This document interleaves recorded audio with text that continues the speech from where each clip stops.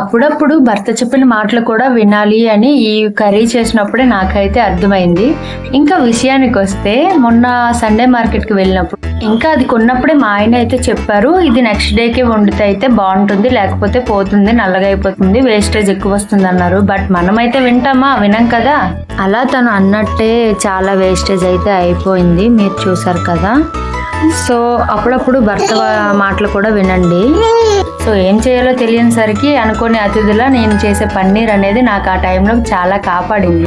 ఈ కర్రీ తెచ్చే ముందు రోజే పన్నీర్ అనేది నేను చేసి ఉంచుకున్నాను అనమాట. పాలు విరిగిపోతే అది ఇప్పుడు ఇలా పనికొచ్చింది. అండ్ ప్రాసెస్ విషయంకి వస్తే నేను ఇలా చేయండి అలా చేయండి అని చెప్పను, ఎందుకంటే నేనే ఒకసారి చేసిన కర్రీ ఇంకోసారి సేమ్ యాజ్ ఇట్ ఈస్ చేయను, ఏదో ఒక చేంజింగ్ అయితే ఉంటుంది. అందుకనే నేను ఇలా చేయండి అనే ప్రాసెస్ అయితే చెప్పను. బట్ చేసిన కర్రీ మాత్రం ఎక్సలెంట్గా వస్తుంది, అదొకటి అయితే ఉంది. సో ఈరోజు చేసిన కర్రీ కూడా చాలా అంటే చాలా బాగుంది. అండ్ మీరు కూడా ఈ వీడియో చూసి మీకు ఏమైనా అందులో అర్థమైతే అలా కర్రీ అయితే ట్రై చేయండి. అండ్ నాలాంటి సిచ్యువేషన్స్ మీరైతే ఎప్పుడైనా ఫేస్ చేసి ఉన్నారా? ఒకవేళ అలా ఫేస్ చేసి ఉంటే మేము ఇలానే వంట చేసినప్పుడు జరిగింది అని మీకు అనిపించినట్టుగా ఉంటే ఉండడం ఏంటి, ఆల్రెడీ ఎవరో ఒకరు ఎక్స్పీరియన్స్ అయితే చేసే ఉంటారు.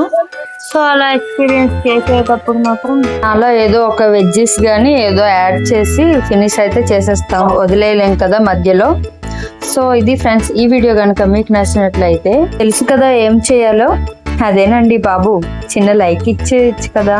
లైక్ ఇవ్వడం వల్ల మరికొంతమందికి నా వీడియోస్ అనేవి సజెషన్స్ లోకి వెళ్తాయి, అందుకని నేను ఇంత రిక్వెస్ట్ చేస్తూ ఉంటాను.